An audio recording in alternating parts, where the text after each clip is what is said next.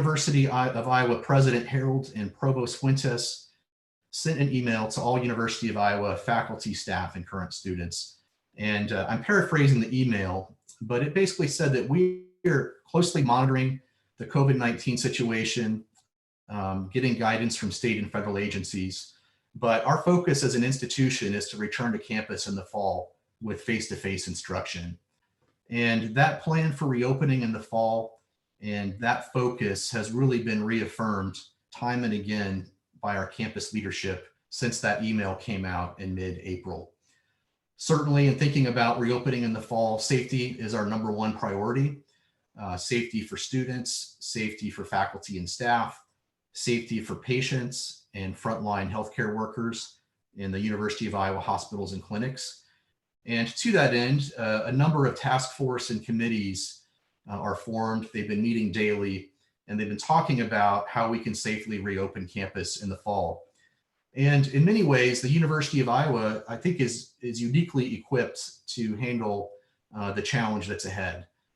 Some of you may or may not know that one of the top colleges of public health in the entire country is at the University of Iowa, offering master and doctoral degrees for a number of years, and a few years ago, introducing an undergraduate degree in public health. So we have public health faculty who are epidemiologists and biostatisticians who are working with the Iowa Department of Health, building models and advising officials. Dr. Edith Parker, the Dean of the College of Public Health, is leading a campus task force that's focused on health and safety as it relates to reopening campus.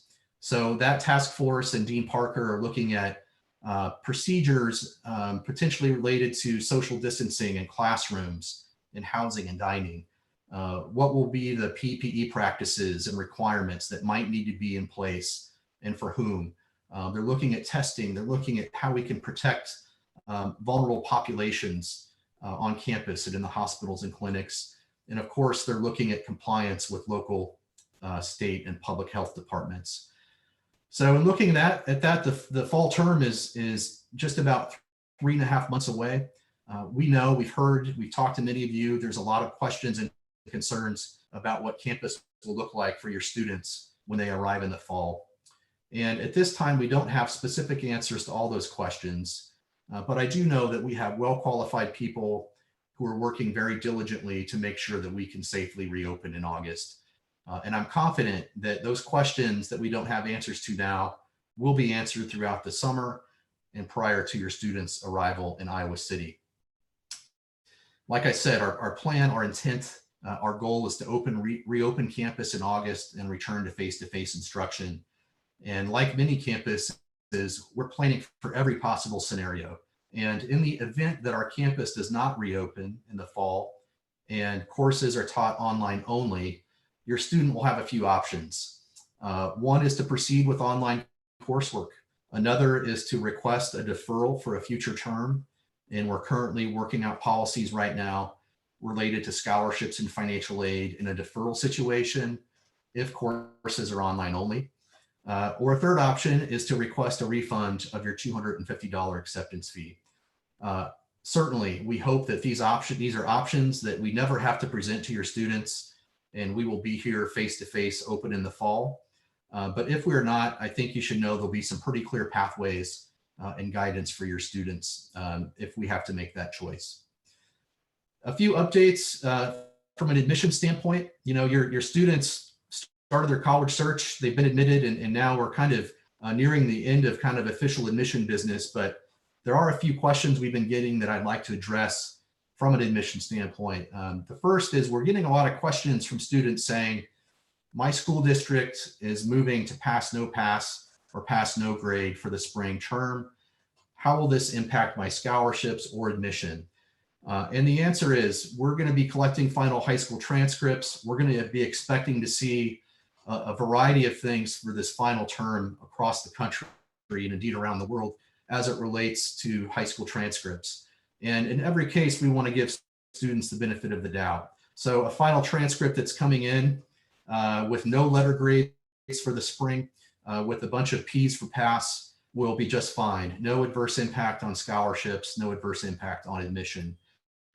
If you have specific questions about your student's school district or your school or grades or how those may be presented, our admission staff are happy to answer those. But I think by and large, there shouldn't be a whole lot to worry about from the standpoint of how your school district is deciding to award grades this spring. We have a policy of getting a final high school transcript with a graduation date. That date has typically been July 1. We are going to push that final date to August 1st, knowing that some schools may have difficulty issuing a final high school transcript. If August 1st is a challenge for you, happy to work with you. Let our admission staff know, and we can make note of that. My sense in talking to a number of high school counselors from around the country is that there may be slight delays in issuing transcripts, but they should be able to be available fairly soon after high school graduation. And many of your schools will automatically send those to our admission office if you've indicated you're planning to attend the University of Iowa. The final question we've been receiving from many high school seniors are related to AP exams. We know that the College Board has made fairly significant changes this spring related to AP examinations. It's a shortened exam. It's not covering all the material it normally would cover, and it's an at-home exam. But we also know the College Board will still be issuing scores for the exams. And so the University of Iowa will be using whatever score the College Board awards a student, and we will still have the same AP credit policies that have always existed. And so maybe one of my colleagues could put the link up to our AP website. Students take the AP exams this spring and meet the minimum scores. It will show the credit they'll be awarded at the University of Iowa based on those scores. Many of these policies can be found on a special website, admissions.uiowa.edu/coronavirus. We've made some of these updates with respect to AP and transcripts and final high school transcripts. And if there's anything else that we need to address from an admission standpoint, that will be the first place that those new policies will go, to that website. Well, wrapping up, and I know some of you have heard me say this maybe at a previous event, but I'll say it again. And, you know, we love working at admissions. Our staff has really enjoyed getting to meet you and your students throughout your students' college search and through their admissions process. And in some cases, we met your student and you at a college fair when your student was a 10th grader, and we've been communicating back and forth for 2 or 3 years. And even though your student has gone through the admissions process and they'll be enrolled, I hope your students will reach out to our admissions team and consider us a resource if there's ever anything that they need while they're on campus here.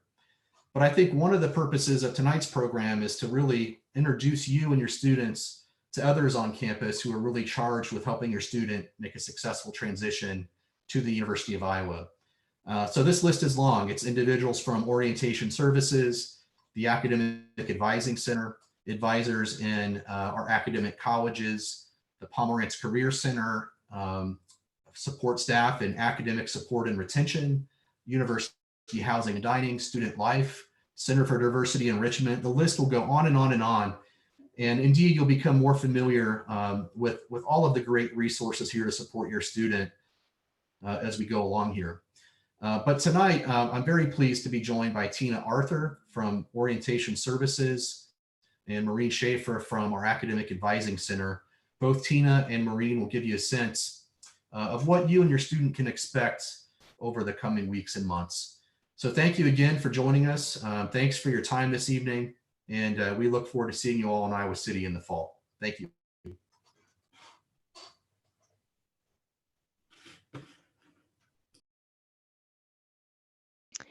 Good evening, everyone. My name is Tina Arthur, and I'm the Director of Orientation Services at the University of Iowa. And I'm very excited tonight to share with you what the transition process is going to look like this summer for new students and their families. And while we certainly wish we could host you on campus, please know that we've been intentional about designing this online experience to make transitioning from high school or another institution to the University of Iowa as easy and stress-free as possible. Our plan is to teach new students how to use our systems, connect them with their advisors and their peers, help them navigate the university even from afar, and share and prepare them for next steps. So we started taking orientation reservations back in early March, and we pressed pause on that process in early April when the decision was made to move orientation online. We rearranged our in-person program to an online format and wanted to make sure that we've honored the dates that were already chosen by incoming students for orientation. So students who had already registered for programs kept one of the 2 dates that they had originally signed up for, and we created new spots for the online program for students who didn't yet have a date. If you've paid the acceptance fee and not yet registered for an orientation date, your student can do that and should do that as soon as possible through their admission profile. The orientation date is now the date that students will meet live via Zoom with their advisor and register for classes. Students do not need to be available for that whole day, but should block that day for now if possible, as they will choose their advising appointment and registration time based on their individual advisor's schedule closer to the actual date. It will be important that your student have some flexibility that day. Advisors, just like many of us right now, are juggling working from home and other personal demands, so their availability is going to vary from person to person. The nice thing about this is that they really should be able to accommodate some times that maybe we wouldn't be able to accommodate in a normal year, like later afternoons or evening hours potentially. I'm going to talk more about this scheduling process in just a moment, but please know that we'll work with your student to make sure that we can find a time for that appointment and registration. Our student staff has always played a very important role in creating a positive experience for new students and their families, and this year I expect that that's going to be even more true. We know that your student might be anxious about starting at the university, and we have our full orientation leader staff that's going to connect with your student during that week leading up to their orientation date to help support and prepare them for meeting with their academic advisor. Pre-COVID-19, the university already had an online course to help deliver important information to new students. That required course is called Success at Iowa, and it really delivers important information to students at critical points in their transition. In this way, we spread out vital information and try to take away that feeling that students get, that overwhelming feeling when managing large amounts of change. So that course is already open. It opened last Friday, May 1st, to kick off the online orientation experience. And that will continue throughout the summer and into the first 5 weeks of the semester. So that first step of online orientation is completing the Getting Started in Stage 1 sections of the Success at Iowa course. Students can log into that course via Iowa Courses Online or icon.uiowa.edu. And they must complete those first 2 sections at least 7 days prior to their orientation date in order to move along in the process. We created a new online orientation experience in Iowa's Student Information System, the MyUI system, and this is the same place that students will log in to access their admissions profile. Starting on Monday, May 11th, students who've completed the introduction in Stage 1 of Success at Iowa will be able to access the MyUI orientation tile by logging into MyUI with their Hawk ID and password. Same as with the Success at Iowa course, students must complete all of the action items in the MyUI tile at least 7 days prior to their orientation date. So completing Success at Iowa and then the MyUI orientation tile action steps will prompt an email a week prior to the student's orientation date that will allow your student to go into their advisor's schedule and choose their registration time on their orientation date. To help give you a visual of the steps for completing orientation, here's a graphic of the timeline and steps once a student has completed the Getting Started in Stage 1 sections of the online Success at Iowa course. So first step, the students will then complete the action items in the MyUI tile. Everything needs to be completed a week prior to the orientation date. And the Success at Iowa course will give directions exactly on where to go into the My Orientation tile. 7 days prior to their orientation date, your student will receive an email to schedule their academic advising appointment on that orientation date.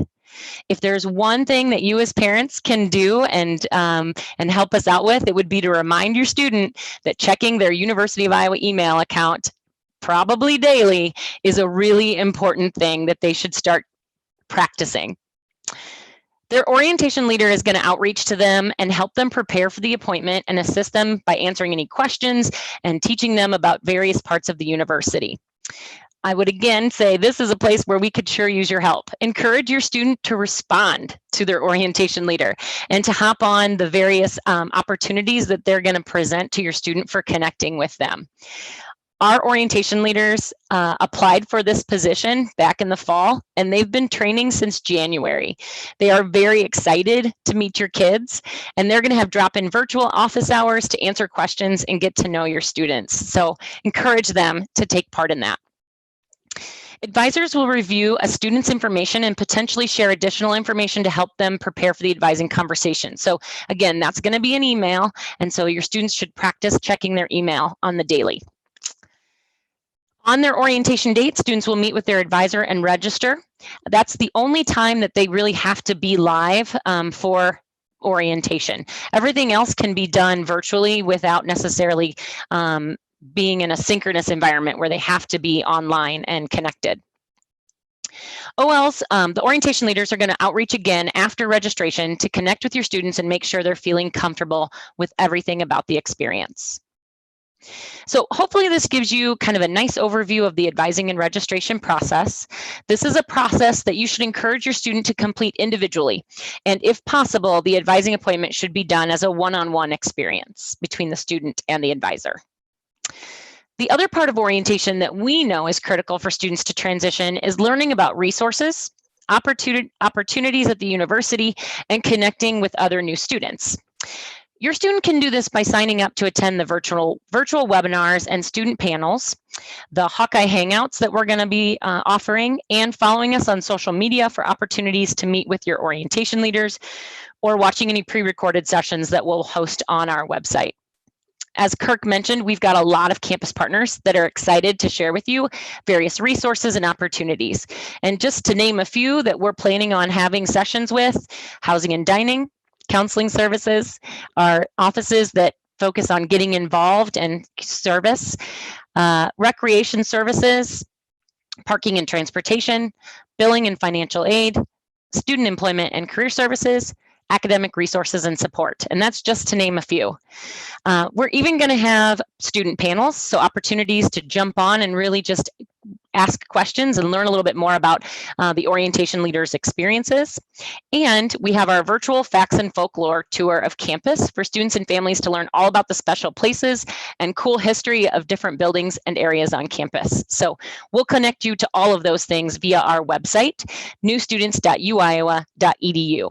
And there we'll have a special online orientation section that lists the full schedule available for you and your students to register for sessions and review content. That will go live also on Monday, May 11th. So you'll have an opportunity to really check out those sessions, pick and choose ones that work into your schedule. And we encourage that you attend these sessions together with your student to learn more about what your student's experience is going to be like at the university.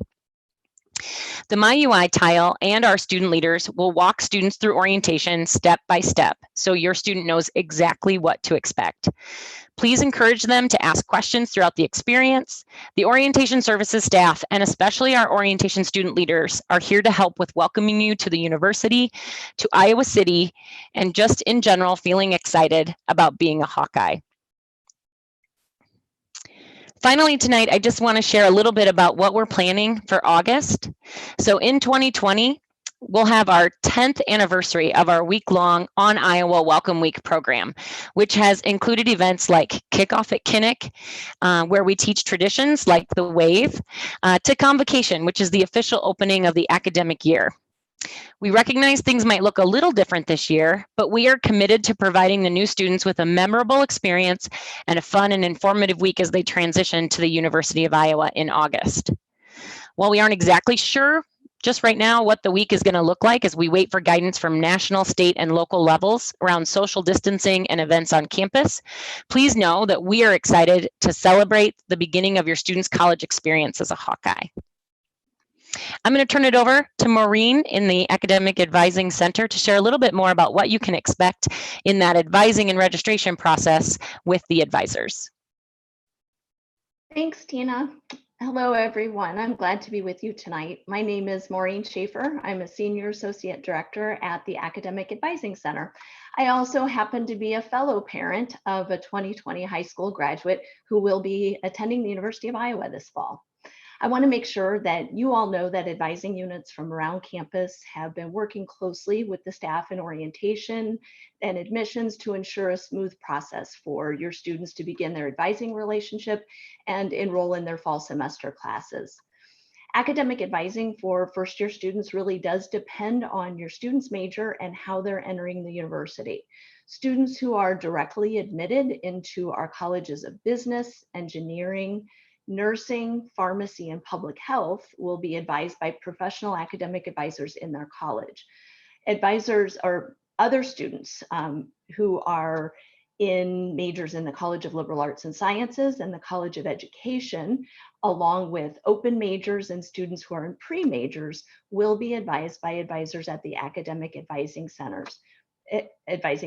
And by pre-majors, I mean students who might be pre-business or pre-nursing. And while students are in that pre-status, they are in the College of Liberal Arts and Sciences, and our advisors will work with them as they plan their classes and their future application to their college that they're interested in.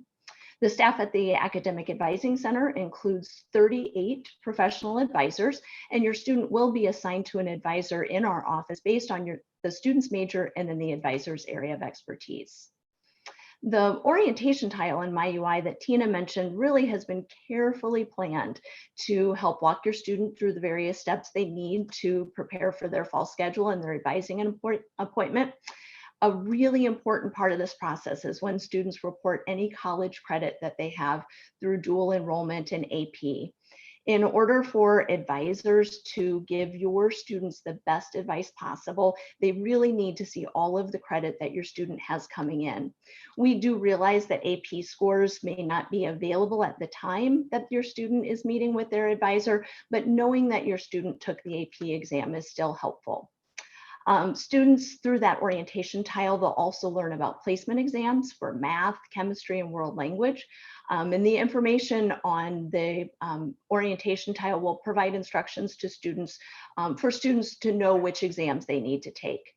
It's really important, as Tina mentioned, that your student read this information carefully so that they can complete the appropriate placement exams prior to their advising appointment. Not having placement exams completed prior to their advising appointment will delay them being able to enroll in classes in those subjects on the day that they meet with their advisor. So the format and process for the advising appointment will vary depending on where your student is assigned for advising, but you can be assured that they will receive information in advance for what they can expect from this meeting. The individual advising appointments, we will plan for them to take place via Zoom in situations where that's possible.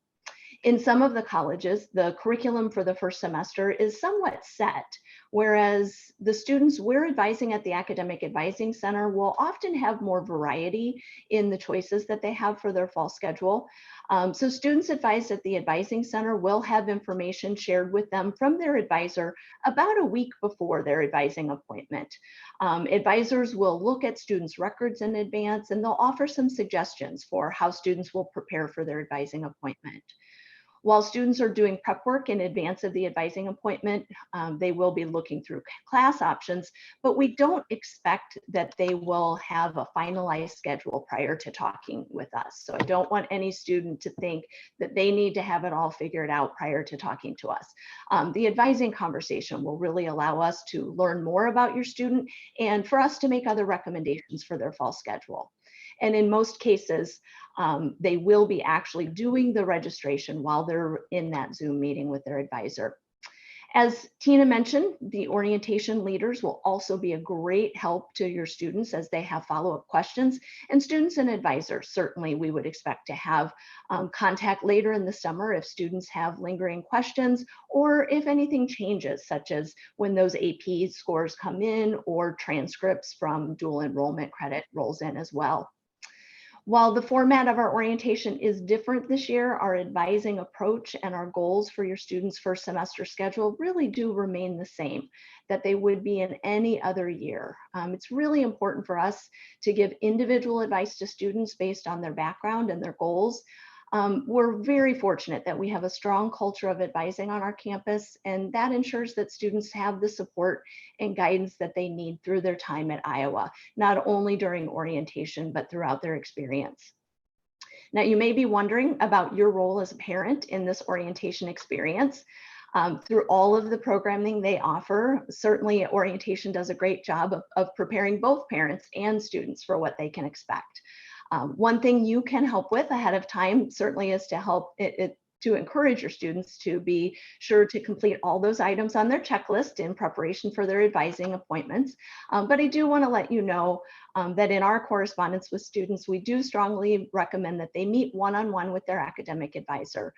We really view that time as an opportunity for us to get to know your student and for us to discuss their academic interests and plans.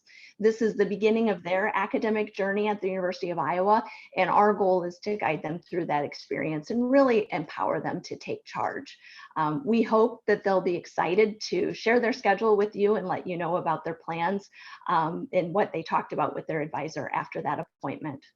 And as Tina mentioned, all of the colleges, in addition to other departments on campus, will be having online presentations over the summer. That does include the Academic Advising Center. And in our session, as well as the other colleges, we'll really talk about how more in depth about how we go about advising, what students can expect in their first year, and how this whole thing comes together. So more information to come on that in those summer presentations.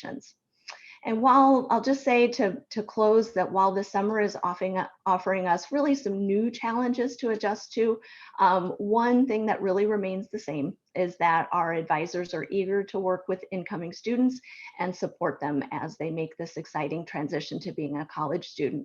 And I hope that you can feel just from this presentation tonight that we're not alone in that.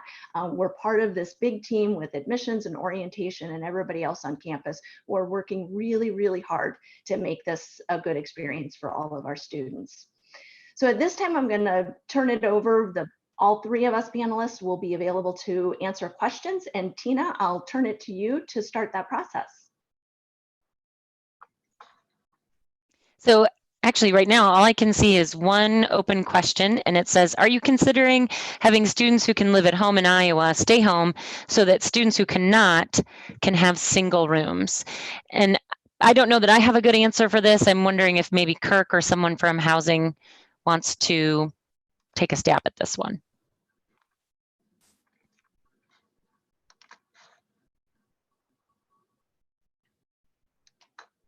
Hi, folks. Good evening. My name is Virginia, and I'm our Director of Housing Administration. Welcome to the University of Iowa from University Housing and Dining. If we missed you last week, you can re-watch the webinar that we hosted and run through a bunch of questions. Marianne, thank you so much for asking about, what we're considering. There are a variety of options that we are currently exploring. Single rooms is just one of them. We are cautiously optimistic and very hopeful to see everyone on campus this fall, but we will very carefully follow the recommendation of the Centers for Disease Control, the Iowa Department of Public Health, campus incident management team, and the Board of Regents. So we don't have an exact answer for you at this time, but know that as soon as we do make final decisions about what our housing options will be, we will put that out to everyone as quickly as possible. So thank you very much.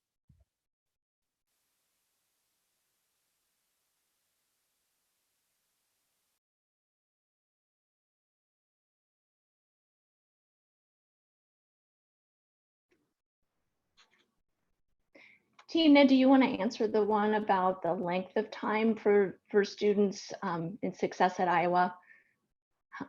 Length of time it will take for them to complete that, if you have an estimate? Sure. So there are 5 stages in the Success at Iowa course, and the Getting Started in Stage 1 section includes a few videos. Most of our videos in the course range between 3 and 8 minutes long. And then there's other content that students need to review as well, and including an assignment that they need to complete, which has about 6 questions in it. And then they'll take a quiz at the end that they need to score at least 80% on in order to pass the section. The course is very intuitive, and it'll be obvious what parts you can be in. So students will start in the getting started section, and they'll complete the quiz on that. Once they've passed that at 80%, it opens up stage 1, and then they'll complete the quiz for that. Stage 2 of the course doesn't actually open until July 1st. So they just need to complete the getting started and stage 1 of the course. And I don't have, I guess I really don't have a great answer for how long it would take, but I would assume 45 minutes to an hour would probably cover most of the content in the getting started in stage 1 portion of the course.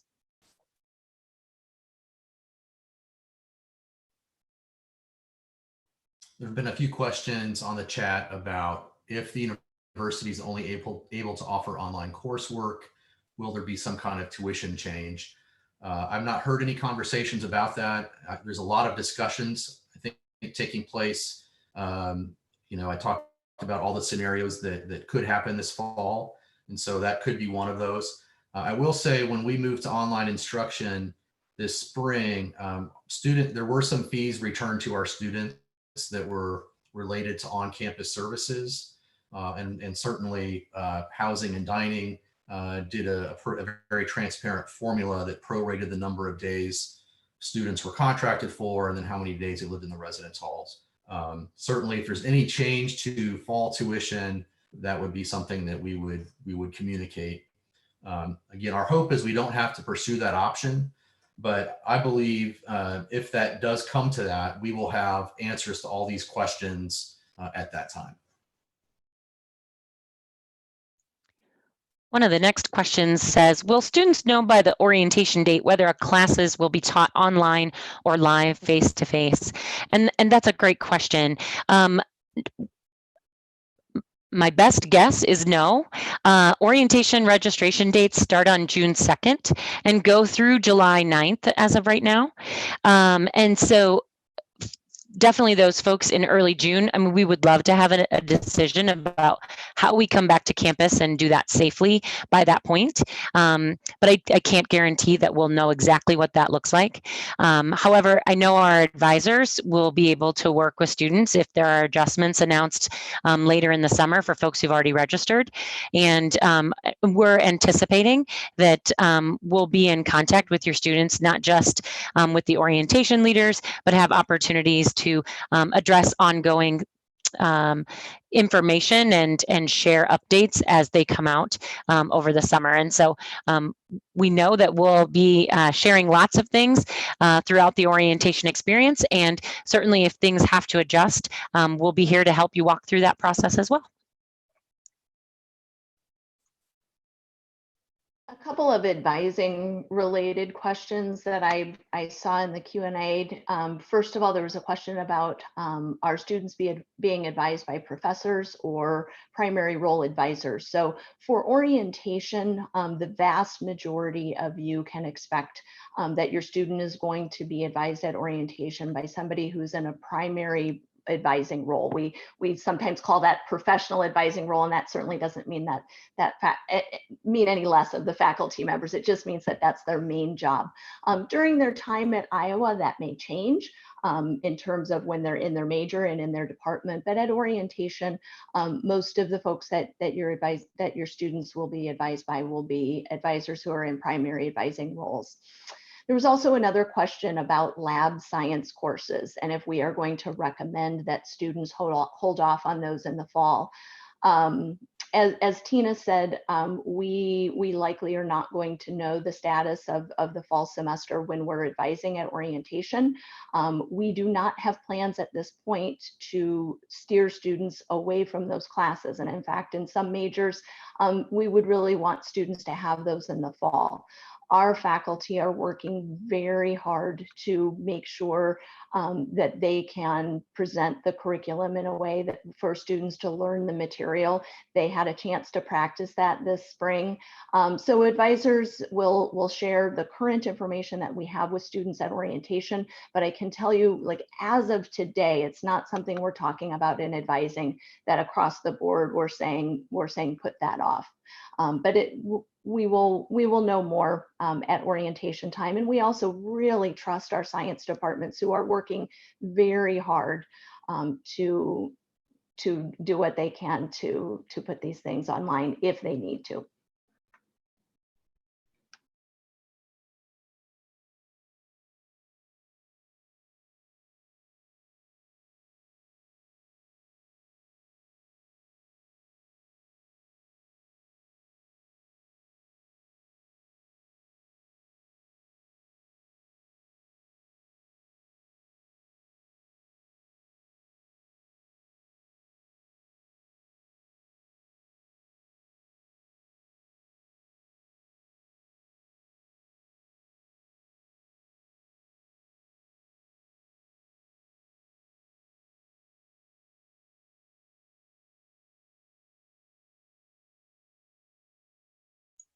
There are a couple of questions about Family Weekend, and I will just throw this out there that Family Weekend right now is scheduled at the end of September, and our athletics tickets did go on sale just this past week at hawkeyesports.com. So if you want to check that out, you can see a little bit more about athletics tickets on the athletics website. And like I said, we'll have a Family Weekend is scheduled for the end of September, and we'll have a parent and family calendar that we typically distribute in person at orientation. We'll have a digital copy that we'll plan to share with families later in the summer, and hard copies for students and parents to pick up during August.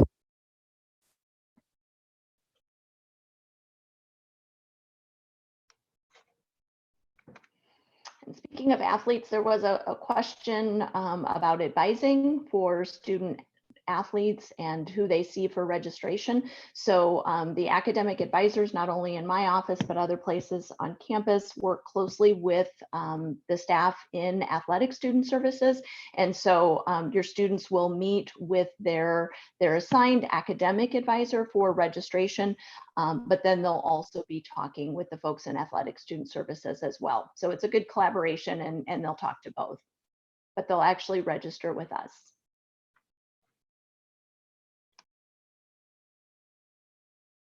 There's a few more questions about deferring admission and as it relates to scholarships and financial aid. As I said earlier, we're really evaluating on campus now what our policy would be if we have to move to online only.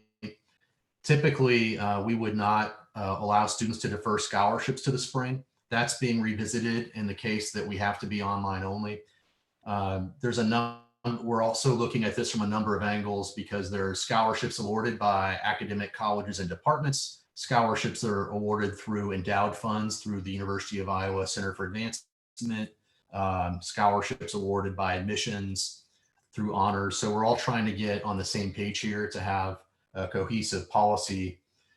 Federal financial aid deferral to the spring, I understand is a little less complicated. That can be much easier.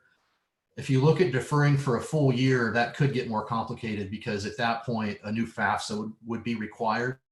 So especially for need-based aid, financial need could change from year to year, and that could impact aid.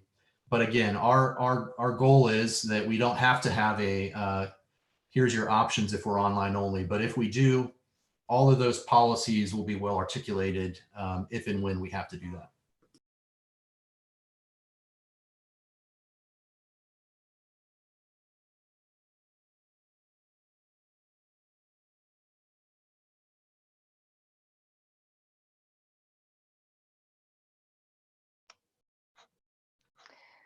There was a question about if we could provide examples for how current classes are being taught now online to give people an idea of what they might expect in the future. And I'm afraid that I can't possibly give due credit to all of the faculty members out there who have been working really hard since mid-March to put their classes online. I think what I can say is that we have amazing people on campus and our Center for Teaching who right away provided information to both faculty and students for online learning. There was a Keep Teaching at Iowa site set up right away, and Keep Learning at Iowa for students. So faculty members have been provided a lot of support with this transition. I would say from my advising experience, I'm hearing a variety of things from students. Some smaller classes are certainly being held in real time, whereas maybe a larger lecture, they might be able to watch the lecture on the computer at their leisure whenever they have time, but it doesn't have to be at the same time as everybody else. We are using tools through ICON, which is our online student or course management system, so that students can participate in discussions through ICON. So I would say there just are a variety of different ways that faculty members are adapting in this situation. There was also another question about transcripts and how online courses show up on transcripts, and they are not designated in any way. If somebody took elementary psychology as an online class, it just shows up as the course number and elementary psychology. So the transcript does not differentiate. There's been a few questions about what's the timeline in terms of a decision and an announcement for going online. And some schools have indicated that there's a date that they're going to make that announcement. I mean, I believe our default position right now is that we're making plans to be here in the fall and to be face to face. And I know that hundreds of people are involved in meetings every day talking about that very topic. So in some ways, I think we've made our intent to known that we plan to be here in the fall, and we're working towards that right now. Could there be something that comes down the road that's not foreseen, or would we get guidance from state or federal authorities that would derail those plans? Certainly a possibility, but you know, our focus right now is doing all that we can do to safely reopen and be face to face in the fall.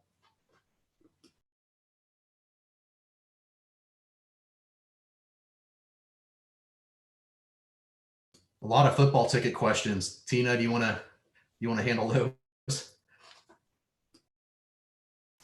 Sure, I can try. There's a couple of things that you can know about football tickets. We get a lot of questions about that during orientation. So you can go on their website, which is, again, is hawkeyesports.com, and look for ticket sales right there. For students, when they log into the My UI orientation tile, there will actually be information right in the tile about ordering football tickets as well. So if you're not sure, you don't want to navigate the website on your own, you can wait until the orientation tile in My UI launches on Monday, May 11th. So this coming Monday at noon, and it should be the second thing that students do. So first, students should go in and complete the getting started in stage 1 of Success at Iowa, and then go over to the My UI orientation tile and complete all the action items in there. One of which is just more information about how to buy football tickets if that's something your student wants to do.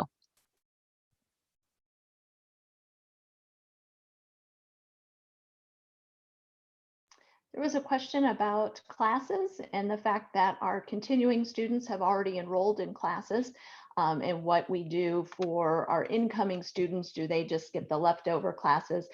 We actually every year, even not under the circumstances we're under now, we definitely monitor seats in classes, and we do hold seats in classes to ensure that our first year students have availability of courses that they need. So that will remain the same, and that's certainly one of the things that the Academic Advising Center does, is advocate for students and course needs. So we definitely keep an eye on that.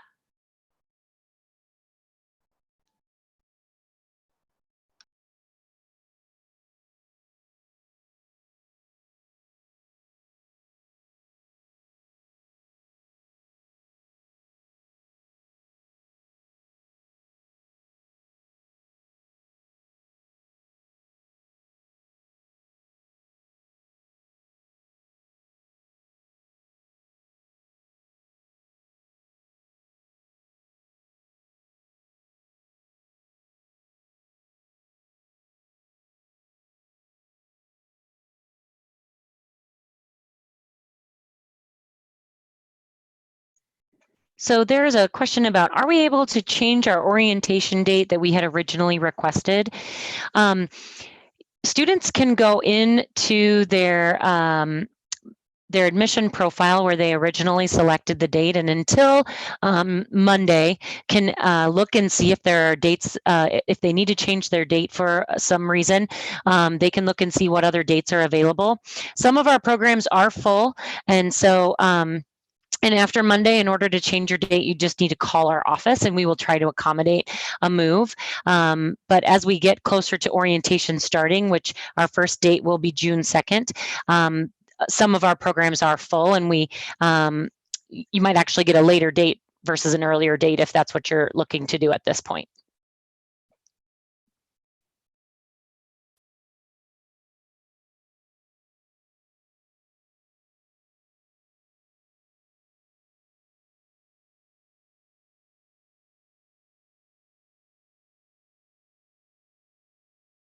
I see a couple of questions about what's the best kind of computer to buy, or what kind of, is there a preference for students on campus?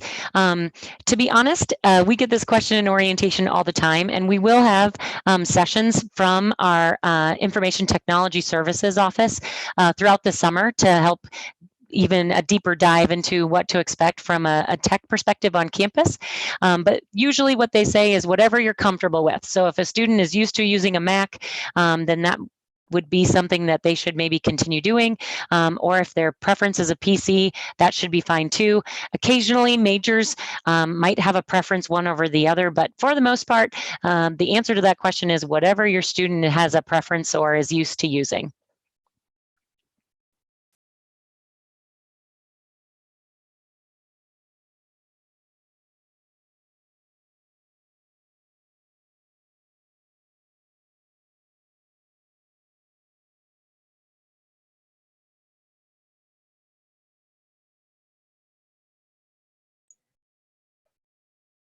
We've actually gotten through almost all of our questions here. Well, now they're coming back in.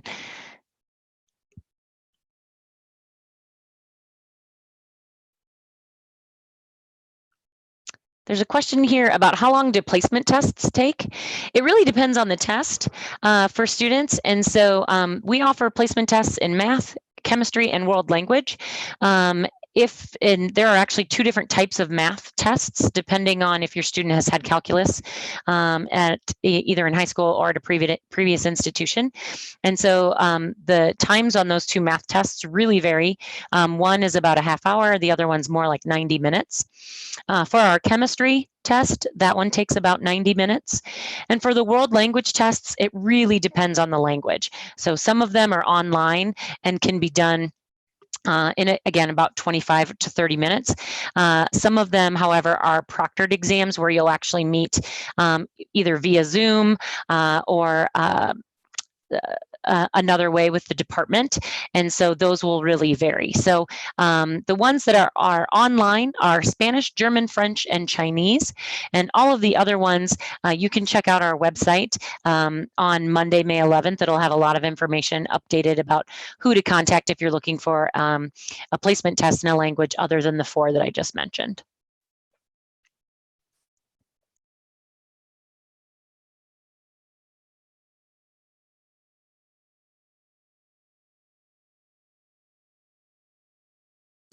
There was a question about PPE for students and faculty and cleaning campus, dining halls, residence hall rooms, classrooms.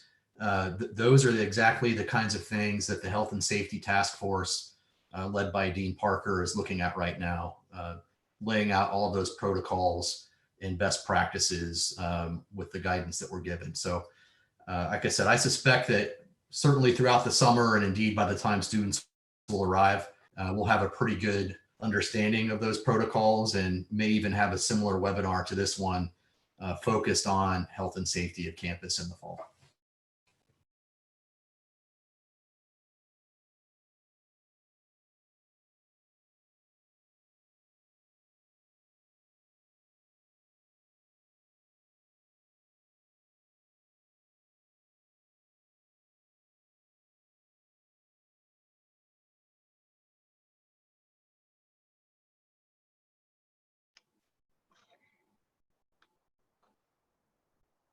Tina, do you want to address the one about, remind again about the time frame of seeking a possible change to orientation date? Yep, I was actually just typing an answer to that one, but students can request a change online through their admission profile until this Monday, May 11th. But actually, probably the easiest way, if you're looking to change your date at this point, is to just call our office, and our phone number is listed right on the page right now. That might actually be the best way to go in and request a change for an orientation date.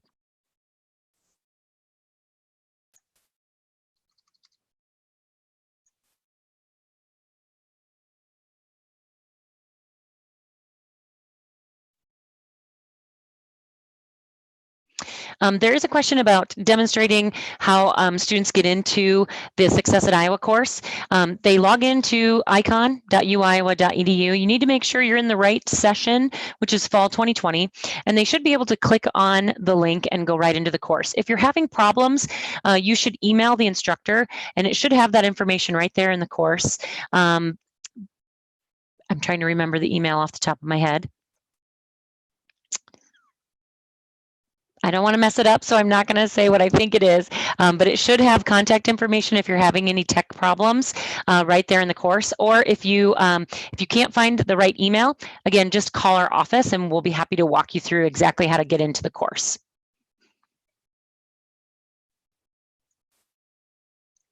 There's a question about who should be taking placement exams, and that's a great question.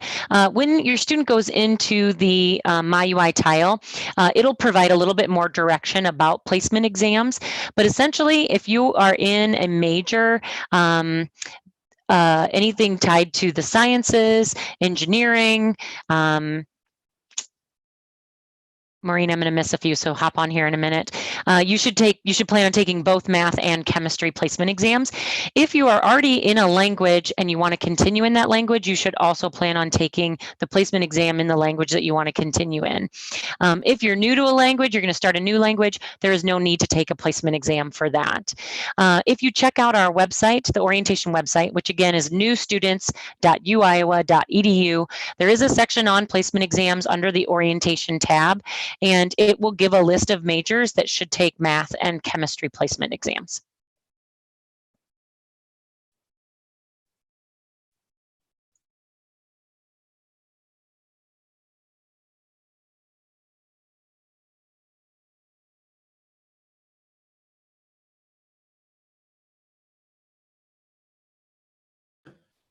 There is a question about, is there a possibility that the fall semester could be pushed back? And I don't know the specific answer to that question, but I do know that these task force are looking at a number of scenarios, and I have to imagine that a later start date would be one of those scenarios. I don't know that for certain, but it could be a good possibility.